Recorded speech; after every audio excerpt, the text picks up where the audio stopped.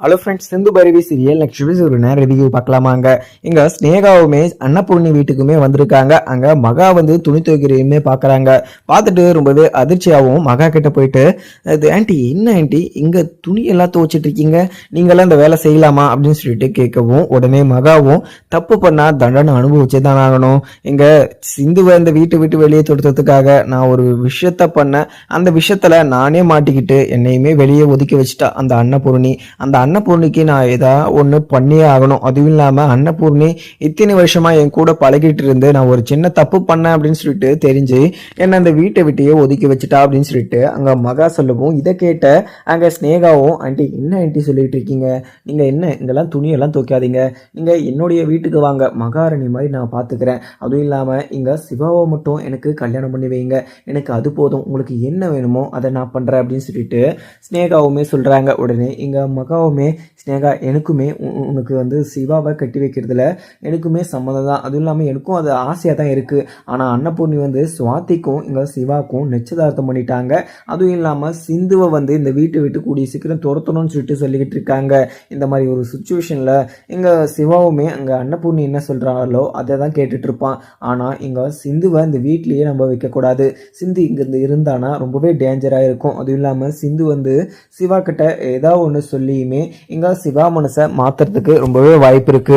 நம்ம எப்படியாவது சிந்துவை இந்த வீட்டை விட்டு துரத்தணும் அப்படின்னு சொல்லிட்டு மகாவுமே சொல்றாங்க. இதை கேட்ட ஸ்னேகாவுமே, நான் அங்க சிவா கூட சேர்ந்து வாழ்றனோ இல்லையோ, ஆனா சிந்து மட்டும் சிவா கூட சேர்ந்து வாழவே கூடாது அப்படின்னு சொல்லிட்டு அங்க ஸ்னேகாவுமே நினைச்சுக்கிறாங்க. அதுக்கப்புறம், ஆண்டி எப்பவுமே உங்களுக்காக என்னுடைய வீடு திறந்து தான் இருக்கும், நீங்க எப்ப வேணா வரலாம், நீங்க அங்க சந்தோஷமா இருக்கலாம், இங்க இவ்வளோ கஷ்டப்பட்டு இருக்கிறத நீங்க அங்க வந்து சந்தோஷமா நீங்க உங்களுடைய வேலையை பார்த்துக்கிட்டு இருக்கலாம், இங்கே இப்படி கஷ்டப்பட வேண்டிய அவசியமே கிடையாது அப்படின்னு சொல்லிட்டு அங்கே ஸ்னேகாவுமே நான் கிளம்புறேன் அப்படின்னு முறையுமே கிளம்பிடுறாங்க.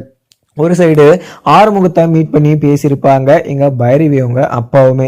ஆறுமுகத்தை பார்த்து, ஆறுமுகம் உன்னுடைய கேரக்டர் எல்லாமே எனக்கு தெரியும், நீ நல்ல ஒரு பர்சன் அப்படின்னு சொல்லிட்டு, ஆனா இங்க பைரவி உன்னை புரிஞ்சிக்காம கூடிய சீக்கிரம் உனக்கு டிவோர்ஸ் வேணும்னு வேற சொல்லிட்டு இருக்கா. நீங்க எப்படியாவது எங்க பைரவி மனசை மாத்தி நீங்க பைரவியை அந்த வீட்லயே இருக்க சொல்லணும். அதுவும் இல்லாம நீங்க நினைச்சா மட்டும்தான் அங்க பைரவி அந்த வீட்லயே இருக்க முடியும் அப்படின்னு சொல்லிட்டு சொல்லவும், உடனே எங்க ஆறுமுகமும், அது மாமா நான் அங்க பைரவி மேல உயிரே வச்சுக்கிட்டு இருக்கேன், அவளுக்கு ஒண்ணுனா என்னால தாங்கிக்க முடியாது, ஆனா என்னுடைய பாசத்தையும் என்னுடைய அன்பையுமே இங்க பைரவி புரிஞ்சிக்கவே மாட்றா.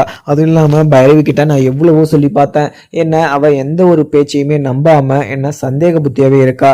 இப்ப எல்லார்கிட்டையுமே நான் அவளை சந்தேகப்படுறேன் அப்படின்னு சொல்லிட்டு என்ன ரொம்பவே தப்பாவும் நினைச்சிட்டு இருக்கா, எனக்கு ரொம்பவே கஷ்டமா இருக்கு அப்படின்னு சொல்லிட்டு அங்க ஆறுமுகமும் அந்த பைரவி அவங்க அப்பா கிட்ட சொல்லவும், உடனே அவங்க அப்பாவுமே, ஆறுமுகம் நீ எப்படியும் மாப்பிள்ள, நீங்க கண்டிப்பா அவ சொல்றதெல்லாம் நீங்க கேட்கவே கேட்காதீங்க, அவ ஒரு குழப்பத்தில் இருக்கா போல, அந்த குழப்பம் அவளுக்கு தீர்ற வரைக்கும் அவ இந்த வீட்லயே இருக்கட்டும், கண்டிப்பா உங்க நல்ல மனசை அவ புரிஞ்சுக்கிற நேரம் வரும், அவகிட்ட நானுமே பேசுறேன்.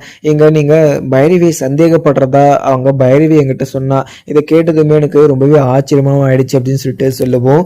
உடனே ஆறுமுகமும், மாமா நான் எந்த ஒரு பொய்யுமே அவளை நான் எப்பவுமே சந்தேகப்பட மாட்டேன், நான் உயிரோடு இருக்க வரைக்கும் அந்த ஒரு விஷயம் மட்டும் நான் பண்ண மாட்டேன். இருந்தாலையும் இங்க சஞ்சய் வந்து எங்கிட்ட பைரவியை பத்தி தப்பா சொன்னா, அந்த ஒரு விஷயத்த தான் இங்க பைரவி கிட்ட நான் வந்து சொன்னேன். ஆனா அது சொன்னதுக்கு நான் தான் இங்க சந்தேகப்பட்டு பேசிக்கிட்டு இருக்கேன், நான் ரொம்பவே கெட்ட பர்சன் அப்படின்னு சொல்லிட்டு என்ன ரொம்பவே தப்பா புரிஞ்சுக்கிட்டு இருக்கா பைரவி. ஆனா கண்டிப்பா அந்த வீட்டை விட்டு நான் போக விட மாட்டேன் பைரவியை, என்னை விட்டு கண்டிப்பா அவளை நான் பிரிய விட மாட்டேன், நீங்க சந்தோஷமா இருங்க அப்படின்னு சொல்லிட்டு ஆறுமுகமும் சொல்லிடுறாங்க. சரிங்க மாப்பிள்ள, எனக்குமே டைம் ஆயிடுச்சு, நான் பைரவி கிட்ட இந்த விஷயமா பேசுறேன். அதுவும் இல்லாம பைரவியை மட்டும் நீங்க டிவோர்ஸ் பண்ணிடாதீங்க, எனக்கு அந்த வீட்டில் நான் 2 பொண்ணுங்களை கொடுத்தோம், 2 பொண்ணுங்களும் இப்படி இருக்குன்னு சொல்லிட்டு நினைக்கிற போது எனக்கு மிகப்பெரிய ஒரு கஷ்டமாகவும் இருக்கு.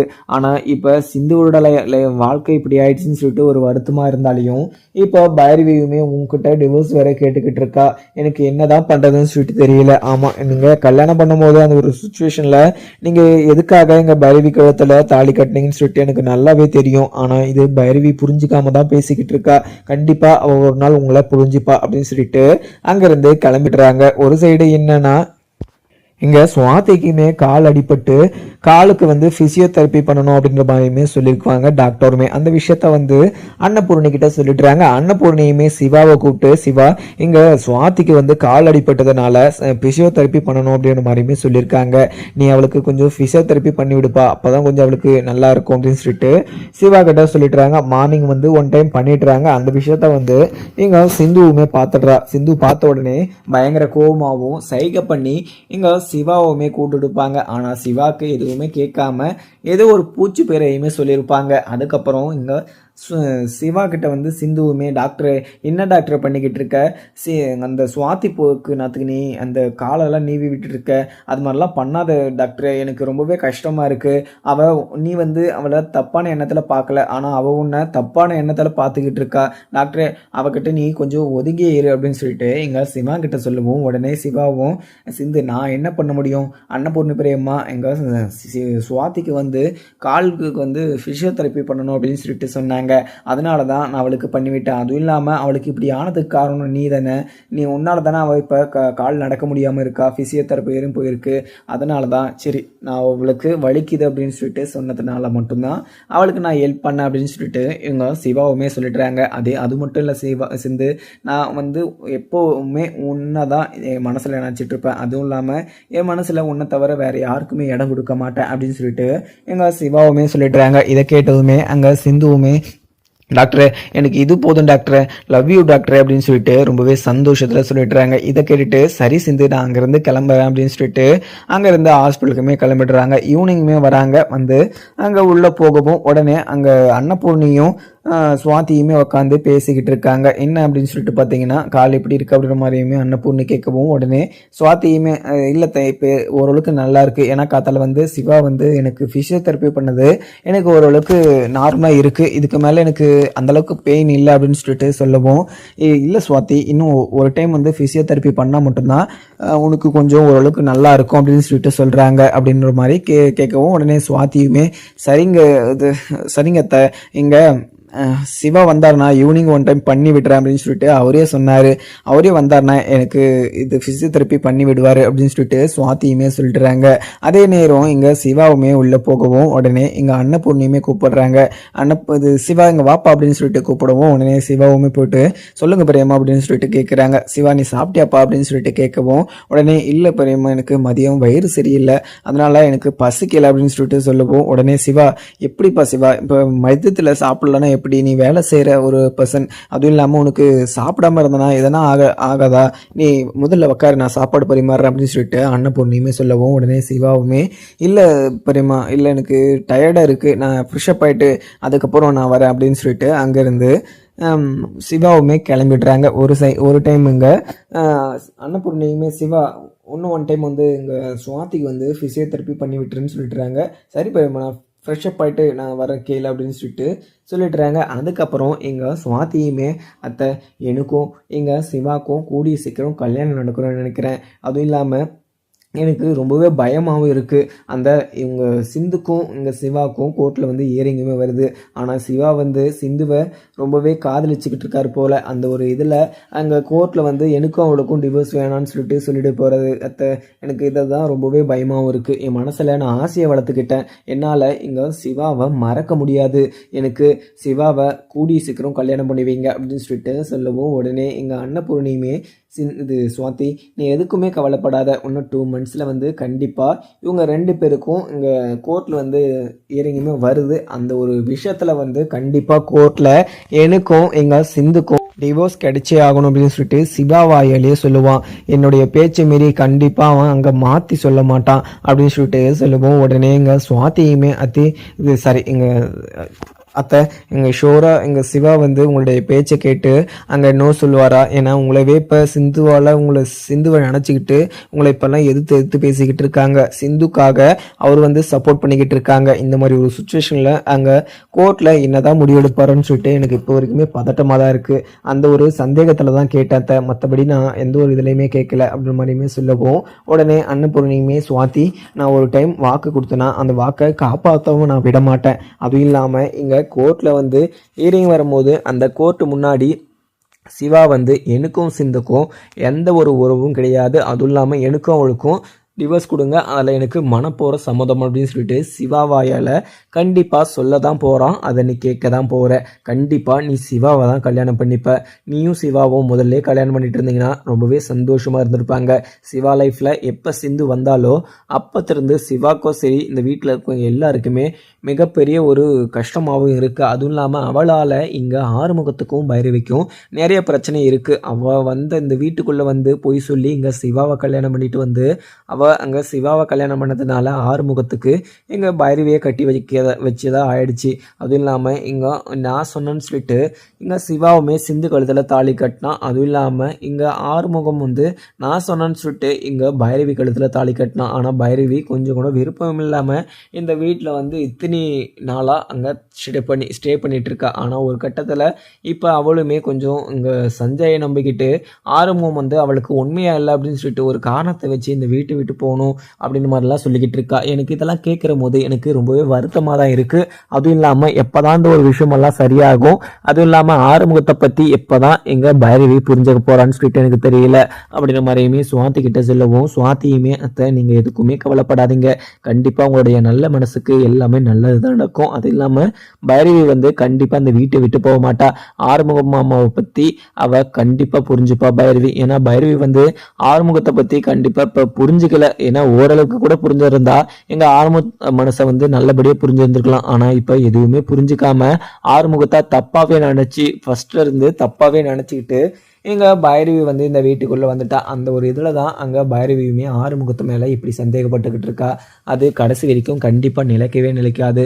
அர்ஜென்ட்டில் எடுக்கிற முடிவு எப்போவுமே தப்பாக தான் இருக்கும். அதுவும் இல்லாமல் நிதானமாக யோசிச்சு அப்போ ஒரு முடிவு வரும் பார்த்தீங்களா, அதுதான் இப்போ கரெக்டான ஒரு முடிவு வந்து இங்கே பைரவி எடுக்க தான் போகிறா அப்படின்னு சொல்லிட்டு அங்கே இருக்கிற சுவாத்தியுமே அங்கே அன்னபூர்ணிக்கிட்ட சொல்கிறாங்க. உடனே அன்னபூர்ணியுமே சுவாதி எனக்கு யாருமே ஆறுதலாக பேசுகிறதுக்கு இங்கே யாருமே இல்லை, அதுவும் இல்லாமல் எனக்காக ஒரு மோட்டிவேஷன் மாதிரி நீ ஒரு ஸ்பீச் கொடுக்குறது எனக்கு ரொம்பவே சந்தோஷமாக தான் இருக்குது. நீ சொன்ன மாதிரி உன் வாய் வந்து பழிக்கட்டும். அதுவும் இல்லாமல் ஆறுமுகம் வந்து ரொம்பவே ஒரு நல்ல ஒரு கேரக்டர். அதுவும் இல்லாமல் அவன் வந்து ரொம்பவே முரட்டுத்தனமாக தான் இருப்பான். ஆனால் அவனுடைய மனசு குழந்தை மனசு. அவன் யாருக்குமே எந்த ஒரு கெடுதலும் நினச்சதே கிடையாது. ஏன் மேலே எவ்வளோ பெரிய பாசம் வச்சுக்கிட்டு இருக்கானோ அதை விட ஒரு படி வந்து மேலேயே வச்சுக்கிட்டு இருக்கான் பைரவி மேலே. அவளுக்கு ஒன்றுனா அவன் உயிரே விட்டுருவான். அந்த அளவுக்கு இங்கே பைரவி மேலே ரொம்பவே அன்பு வச்சுக்கிட்டு இருக்கான். ஆனால் இந்த ஒரு அன்பு வந்து இப்போ வரைக்குமே இங்கே பைரவிக்கு புரியல. என்ன அப்படின்னு சொல்லிட்டு பார்த்தீங்கன்னா இங்கே சஞ்சய் வந்து ஏதோ ஒரு ஃப்ராடுத்தனம் பண்ணிக்கிட்டு இருக்கான். அந்த ஃப்ராடுத்தனத்தை இங்கே பைரவி வந்து புரிஞ்சுக்கல, அவ்வளோதான். ஏன்னா அங்கே ஆறுமுகம் வந்து எப்பவுமே பொய்யே சொல்ல மாட்டான். அதுவும் இல்லாமல் இந்த விஷயத்தில் கண்டிப்பாக எப்போவுமே பொய் சொல்ல மாட்டான். இந்த விஷயத்தில் ஏதோ ஒன்று நடந்திருக்கு. சஞ்சய் வந்து ஏதோ இங்கே ஆறுமுகத்துக்கிட்ட சொல்லியிருக்கான். அந்த ஒரு பிரச்சனைலாம் இங்கே இந்த அளவுக்கு வந்து நின்றுருக்கு. அதுவும் இல்லாமல் பைரவி வந்து வெளியில் எனக்கு வேலை வந்து ரிசைன் போட்டிருக்கேன். அதுவும் இல்லாமல் அது வந்த உடனே நான் இங்கே இருக்க போகிறதில்ல, அங்கே போக போகிறேன் அப்படின்னு சொல்லிட்டு சொல்லிக்கிட்டு இருக்கா. கண்டிப்பாக அது நடக்கவே கூடாது அப்படின்னு சொல்லிட்டு வேண்டிக்கிறாங்க. அதுக்கப்புறம் என்ன இங்கே சிவாவுமே ஃப்ரெஷ்அப் ஆகிட்டு சாப்பிட்லாம் அப்படின்னு சொல்லிட்டு கேளிக்குமே வராங்க. ஒரு சைடு சிந்துவுமே உக்காந்துக்கிட்டு சிவா வந்து சுவாதி கிட்ட இருக்கிறது கொஞ்சம் கூட பிடிக்கல. அதுவும் இல்லாமல் சுவாதி வந்து சிவாவை ஒரு மாதிரியான ஒரு கண்ணோட்டத்திலே பார்த்துக்கிட்டு இருக்கா அப்படின்ற ஒரு விஷயம் வந்து இப்போ வரைக்குமே உறுத்திக்கிட்டே இருக்கு எங்க சிந்துக்குமே. இது சிந்து வந்து நம்ம ஏதாவது ஒன்று பண்ணி ஆகணும் அப்படின்னு சொல்லிட்டு நினச்சிக்கிட்டு இருக்க. ஏற்கனவே இங்கே சிவாவுடைய இது வழியில் குறுக்க வந்தனா நான் ஒன்றும் சும்மாவே விட மாட்டேன். அதுவும் இல்லாமல் எனக்கும் சிவாவுக்கும் கல்யாணம் ஆகிடுச்சு. கல்யாணம் ஆகி இன்னும் டிவோர்ஸே ஆகலை. அதுக்குள்ளே இங்கே என்னுடைய புருஷனை நீ தப்பாகவும் நினைக்கக்கூடாது, தப்பாகவும் பார்க்கக்கூடாது. என்னதான் இருந்தாலையும் அன்னபூர்ணியத்தை வந்து என் மனசை புரிஞ்சிக்காம இப்படி ஒரு விஷயம் பண்ணால் நீயுமே புரிஞ்சிக்காம இன்னும் கல்யாணம் ஆகாமல் இருக்க, மெச்சூர்டாக இருக்க, நல்லா படிச்சிருந்தோம். இந்த ஒரு இது டீசென்சி கூட தெரியாமல் இப்படியெல்லாம் பண்ணுறது மிகப்பெரிய ஒரு தப்புன்னு சொல்லிட்டு ஒரு வார்னிங்கை கொடுத்துருப்பாங்க இங்க சுவாதிக்கு.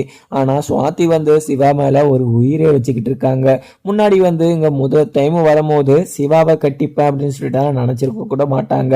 ஆனா இங்க அன்னபூர்ணி வந்து சுவாதி மனசுல விதைய விதைச்சிட்டு இங்க சிவாவை கல்யாணம் பண்ணிக்கிறியா அப்படின்னு சொல்லிட்டு ஒரு ஆசையை கிளப்பிட்டு அதுக்கப்புறம் இங்கே சைலண்ட்டாகவும் ஆயிட்டாங்க. ஆனால் எங்கள் அன்னபூர்ணி சொல்லிட்டு நடக்கணும் அப்படின்னு சொல்லிட்டு சுவாதிக்கு சிவாவை கேட்காமலே சிவாக்கும் சுவாதிக்கும் வந்து நிச்சயதார்த்தம் பண்ணி வச்சுட்டாங்க. ஆனால் சிவாவுமே வந்து இந்த நிச்சயதார்த்தத்தில் எனக்கு கொஞ்சம் கூட விருப்பம் கிடையாது, எதுக்காக என்னை கேட்காம பண்ணீங்கன்னு கூட கேட்டிருப்பாரு. ஆனால் இது எதுவுமே அங்கே காதலே போட்டுக்காம அன்னபூர்ணியுமே கண்டிப்பாக நான் சொன்னதை தான் கேட்கணும் அப்படின்னு சொல்லிட்டு சிவா குட்டியுமே சொல்லிடுவாங்க. சிவாவுமே இது கேட்டுட்டு இன்னும் பேசுறது அப்படின்னு சொல்லிட்டு தெரியாம அவங்க இந்த ஒரு விஷயத்துல எதுவுமே கருத்து சொல்லாமல் சைலண்டாகவும் ஆகிடுறாங்க. ஆனால் ஒரு கட்டத்தில் எங்கள் சிவாவுக்கு கோவம் ஆயிடுச்சு அப்படின்னா இங்கே கண்டிப்பாக அன்னபூர்ணி கிட்ட அந்த பிரேமா எனக்கு சிந்துவை தான் பிடிச்சிருக்கு, சிந்து கூட என்ன சேர்த்து வைக்கிறதெல்லாம் வைங்க, அப்படி இல்லைனா எனக்கு இந்த கல்யாணமே வேணாம், எனக்கு கடைசி வரைக்கும் நான் உங்கள் கூட இருந்துக்கிறேன், அதுவும் இல்லாமல் நீங்கள் சொல்கிற வேலையை நான் செஞ்சுக்கிட்டு இருக்கிறேன் அப்படின்னு சொல்லிட்டு அங்கே இருக்கிற சிவாவுமே சொல்ல தான் போகிறாரு. ஒரு டைம் இங்கே வந்து சிவாவும் வந்து கீழெல்லாம் சாப்பிட்டுடுறாங்க.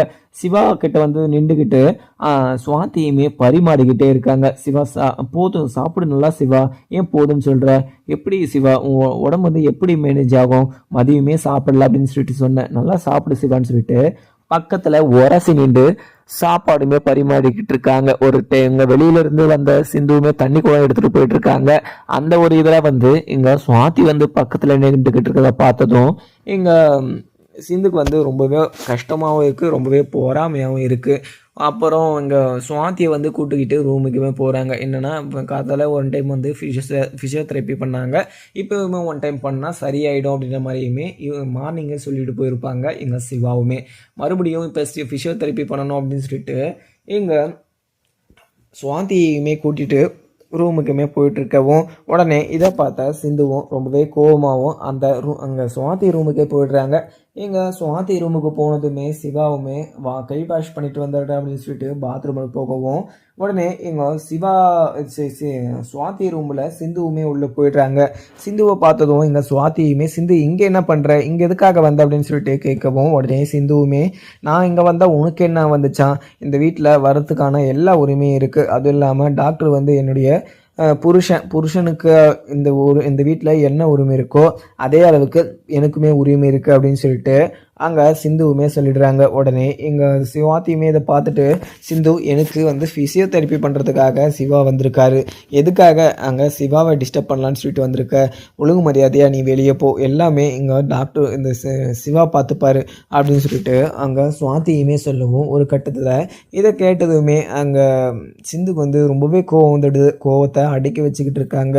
உடனே இன்னொரு விஷயமும் சொல்கிறாங்க சுவாத்தி. உடனே இங்கே பாரு சிந்து, எனக்கும் இங்கே சிவாக்கும் தான் கல்யாணம் நடக்க போகுது, கண்டிப்பாக எங்கள் 2 பேருக்கும் அன்னபுண்ணியத்தை கல்யாணம் பண்ணி தான் வைக்க போகிறாங்க, உன் மேலே இருக்க கோவம் எப்போவுமே அவங்கக்கிட்ட மறைய போகிறதே கிடையாது, ஆனால் நீ ஃபேக்காக தான் மனசுக்குள்ளே நினச்சிக்கிட்டு இருக்கணும், என்னைக்கா ஒரு நாள் இது மாறும், அன்னபூர்ணியத்தை வந்து உன் மனசு வந்து புரிஞ்சுப்பாங்க அப்படின்ற மாதிரிலாம் நினச்சிட்ருப்பேன், ஆனால் கண்டிப்பாக எப்போவுமே நடக்க போகிறதே கிடையாது, நானும் எங்கள் சிவாவுமே கல்யாணம் பண்ணிக்கிட்டு ரொம்பவே சந்தோஷமாகவும் இருக்கும், அதுவும் இல்லாமல் நாங்கள் எங்கே ஹனிமூன் போகிறது அப்படின்ற பிளானெல்லாம் நான் இப்போவே யோசிச்சு வச்சிட்ருக்கேன், நீ இங்கே இந்த வீட்டை விட்டு போகிறது உனக்கு தான் நல்லது, அதுவும் இல்லாமல் இந்த வீட்டில் இருந்துக்கிட்டு உன்னுடைய வாழ்க்கையை நீ ஸ்பாயில் பண்ணுறது மிகப்பெரிய ஒரு தப்புனே சொல்லுவேன், என்னதான் இருந்தாலையும் நீ வந்து இந்த வீட்டில் இல்லைனா கொஞ்சம் நல்லாயிருக்கும், ஏன்னா அந்த வீட்டில் இருந்தாலையும் எனக்கும் சிவாக்கும் தான் நடக்க போகுது, அந்த விஷயத்த பார்த்தனா உனக்கு மனசே ஒடிஞ்சு போயிடும், அதனால தான் இந்த வீட்டை விட்டு நீ கிளம்பு அப்படின்னு இங்கேருந்து கிளம்பு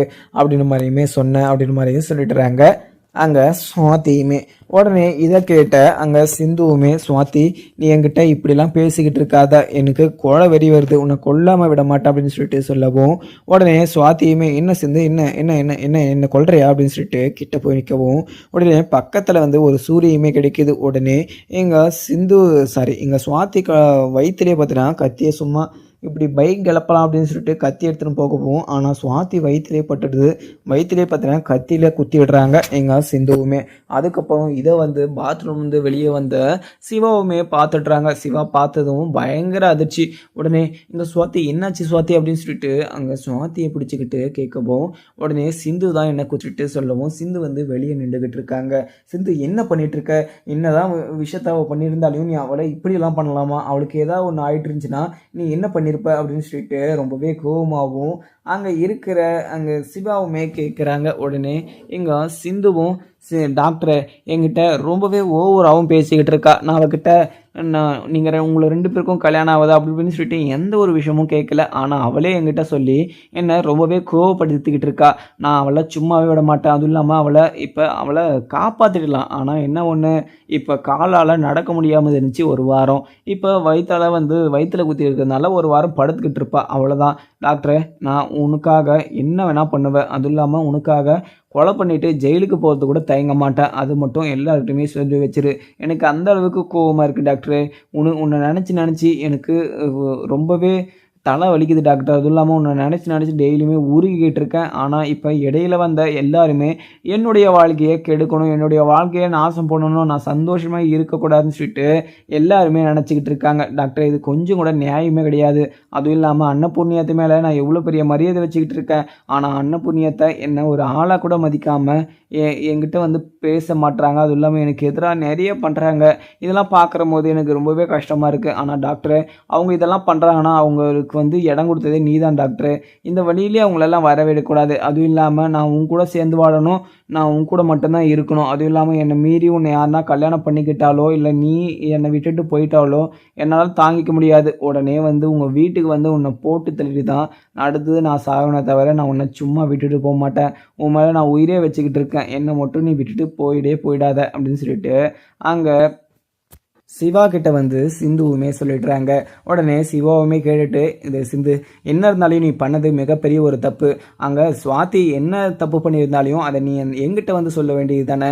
அப்போ நீ கத்தி எடுத்து எங்கள் சுவாத்தியை குத்த அளவுக்கு நீ வந்திருக்கனா, அப்போ நீ என்ன சிந்து, நீ இப்படிலாம் பண்ணாத அப்படின்னு சொல்லிட்டு அங்கே சுவாதி முன்னாடியே இங்கே சிந்துவை பயங்கரமாக வெளுத்து வாங்கிக்கிட்டு இருக்காங்க சிவாவுமே. உடனே எங்கள் சிந்துவுமே, டாக்டர் என்ன டாக்டர் என் மேலே நீ இவ்வளோ கோவப்பட்டுக்கிட்டு இருக்க டாக்டர், நான் ஏதோ தெரியாமல் தான் அவளை பண்ணிட்டேன். அதுவும் இல்லாமல் ஒரு கோவத்தில் அவகிட்ட போனேன். ஆனால் பக்கத்தில் இருக்க கத்தியை எடுக்கிற போது தெரியாமல் அவள் வயிற்றுல பட்டுடுச்சு அப்படின்னு சொல்லிட்டு அங்கே இருக்கிற இங்கே சிந்துவுமே சிவா கிட்ட சொல்லிடவும், உடனே சிவாவுமே, சிந்து என்கிட்ட என் முன்னாடி நிற்காத, எனக்கு உன் மேலே ரொம்பவே கோவமாக இருக்குது, நீ முதல்ல இங்கேருந்து கிளம்புறியா அப்படின்னு சொல்லிட்டு அங்கே இருக்கிற சிவாவுமே சிந்துவை துரத்தி விட்டுடுறாங்க. அதுக்கப்புறம் அங்கே சுவாதியை லைட்டாக தான் கிழிச்சிருக்கு வயிற்றில். அங்கே ஃபஸ்ட்டே போயிடலாம், அங்கே அந்த இது பேண்டேஜ் போட்டே ஆகணும் அப்படின்னு சொல்லிட்டு அவங்க டூல்ஸ் கையில் ஆயில்மெண்ட்டெல்லாம் கையிலே வச்சிட்ருக்காங்க. எடுத்து ஆயில்மெண்ட்டெல்லாம் போட்டு அந்த கட்டுமே போட்டு விடுறாங்க. அதுக்கப்புறம் எங்கள் சுவாத்தியை பார்த்து, சுவாத்தி உனக்கு எதுவுமே இல்லைல்ல, இப்போ நார்மலாக தானே இருக்குது சுவாத்தி, ஏதோ ஒரு கோவத்தில் பண்ணிட்டா, இந்த விஷயத்த நீ அன்னபூர்ணி பிரேமா கிட்ட மட்டும் சொல்லிடாத, உனக்காக நான் என்ன பண்ணுறேன், அதுவும் இல்லாமல் நான் உன்னவே கல்யாணம் பண்ணிக்கிறேன். நீ அன்றைக்கி என்ன சொல்லி கூட்டிகிட்டு வந்தேன்னு சொல்லிட்டு எனக்கு தெரியல, ஆனால் நீ அன்றைக்கி கூட்டத்தினால தான் வந்த, ஆனால் இருந்தாலையும் சிந்து பண்ணது தப்பு, இங்கே அன்னபூர்ணி பிரேமா கிட்ட மட்டும் நீ சொல்லிட்டு சுவாதி அப்படின்னு சொல்லிட்டு சிவாவுமே சொல்லிடுறாங்க. உடனே இங்கே சுவாத்தியும், சிவா எனக்கு ரொம்பவே மனசு கஷ்டமாக இருக்குது, அதுவும் இல்லாமல் சிந்து நான் உங்க கூட பேசினாவே அவளுக்கு கொஞ்சம் கூட பிடிக்கவே மாட்டுது, அவள் ஏதாவது ஒரு விஷயத்துல ஏதாவது ஒன்று பண்ணிக்கிட்டே இருக்கா, எனக்கு ரொம்பவே பயமாக இருக்குது சிவா அப்படின்னு சொல்லிட்டு சொல்லவும், உடனே இங்கே சிவாவும், சுவாதி நீ எதுக்குமே கவலைப்படாத, எல்லாமே சரியாயிடும், இங்கே சிந்து கிட்ட நான் பேசிக்கிறேன், சிந்து ஏதோ கோவத்தில் அது மாதிரி பண்ணிட்டா, மறுபடியும் இப்படி ஒரு தப்பு நடக்காத மாதிரி நான் பார்த்துக்கிறேன், நீ எதுக்குமே கவலைப்படாத அப்படின்னு சொல்லிட்டு அங்கே இருக்கிற இங்கே சுவாதி கிட்ட சிவாவுமே சொல்லிடுறாங்க. அதுக்கப்புறம் என்ன, ஆறுமுகமும் கோயிலுக்கு போயிட்டு முடிச்சுட்டு வீட்டுக்குமே வரவும், உடனே பார்த்தா அன்னபூர்ணியும் ஆறுமுகம் அப்படின்னு சொல்லிட்டு கிட்ட கூப்பிடுறாங்க. உடனே அங்கே இருக்கிற அன்னபூர்ணியுமே, இன்னும் ஆறுமுகம் இப்போ எப்படி இருக்கு, அங்கே கொல்லியெல்லாம் பார்த்தியா போய், அங்கே ஆறுமுகம் பைரவி நட்ட அந்த கரும்பு நடவையெல்லாம் பயங்கரமாக வளர்ந்துருக்கு, அதுவும் இல்லாமல் விளைச்சல் நல்லாவே அமோகமாக வளைஞ்சிருக்கிறத பார்த்த பைரவி ரொம்பவே சந்தோஷமா அந்த ஒரு விஷயத்த பார்த்துட்டு வந்தா. நானுமே காத்தால தான் போயிட்டு வந்தேன், ரொம்பவே நல்லா தான் விளைஞ்சிருக்கு, அந்த பூச்சி மருந்து அதுன்னு சொல்லிட்டு பார்த்து எங்க பைரவிக்கு சொல்லு, ஏன்னா பைரவிக்கு டீட்டெயில்ஸா தெரியாது, அதனால நாம தான் சொல்லணும் அப்படின்னு சொல்லிட்டு அங்க இருக்கிற ஆறுமுகத்துக்கிட்ட சொல்லவும், உடனே அங்க இருக்கிற ஆறுமுகமும், அம்மா அவ என்கிட்ட ஹெல்ப் கேட்கறதுக்கே ரொம்பவே கூச்சப்படுறாமா, அதுவும் இல்லாம முன்னெல்லாம் என்கிட்ட என் முன்னாடியே எல்லா விஷயத்தையுமே கேட்பா, ஆனா இப்ப என்னுடைய விஷயத்த கேட்க கூட மாட்றா, எனக்கு ரொம்பவே கஷ்டமாவே இருக்கு அப்படின்னு சொல்லிட்டு அங்க ஆறுமுகமும் சொல்லவும், உடனே எங்க சுவாத்தியும் அன்னபூர்ணியும் ஆறுமுகம் நீ எதுக்குமே கவலைப்படாத, உன் நல்ல மனசு எனக்கு நல்லாவே புரியுது. அதுவும் இல்லாமல் உனக்குன்னு ஒரு இது பொண்ணு வரும், அது இல்லாமல் உனக்குன்னு ஒரு பொண்ணு காத்துட்டு இருக்கோம். ஆனால் இங்கே பைரவி மாதிரி ஒரு பொண்ணு உனக்கு எந்த ஒரு ஜென்மத்திலையுமே கிடைக்காது. பைரவி நல்ல ஒரு பர்சன். அதுவும் இல்லாமல் பைரவி இந்த வீட்டுக்கு ரொம்பவே அதுவும் இல்லாமல் பைரவி இந்த வீட்டை விட்டு கண்டிப்பாக போகவே கூடாது. எனக்கு ஆசை. அதுவும் இல்லாமல் பைரவி போகக்கூடாதுன்னு சொல்லிட்டு தான் அவளை அந்த நிலத்துல வேலைக்கு இறக்குனேன். அதுவும் இல்லாமல் உன்னுடைய கஷ்டத்தை அவள் புரிஞ்சுக்கணும். புரிஞ்சால் மட்டும்தான் எல்லா கஷ்டமும் தெரியும். அப்படி நான் ஒரு விஷயத்த நினச்சி நான் இப்படி பண்ணேன். ஆனால் இங்கே கேனெல்லாம் கட்டி வச்சுக்கிறதெல்லாம் பார்த்தாலாம் எனக்கு ரொம்பவே பயமாகவும் இருக்குது. அதுவும் இல்லாமல் இங்கே ஒரு சூனியம் அப்படின்னு சொல்லிட்டு நிறைய விஷயங்கள் கேள்விப்படுற மாதிரி எனக்கு இருக்குது. ஆக்சுவலியே சொல்லப்போனால் நான் எந்த ஒரு விஷயத்தையுமே நம்ப போகிறது கிடையாது. ஆனால் எனக்கு என்னவோ ரொம்பவே பயமாக இருக்குது. ஆறுமுகம் என்னை விட்டுட்டு அங்கே பைரவியே போயிடுவாளோ அப்படின்னு சொல்லிட்டு தினமும் நான் துடிச்சிக்கிட்டு இருக்கேன் அப்படின்னு சொல்லிட்டு அங்கே இருக்கிற ஆறுமுகமும் சொல்லிட்டுறாங்க. உடனே என்ன நடக்குதுன்னு பார்க்கலாமாங்க. அதுக்கப்புறம் என்ன நடக்குதுன்னு பார்க்கலாமாங்க. வீடியோ பிடிச்சி லைக் பண்ணுங்கள். Thank you friends.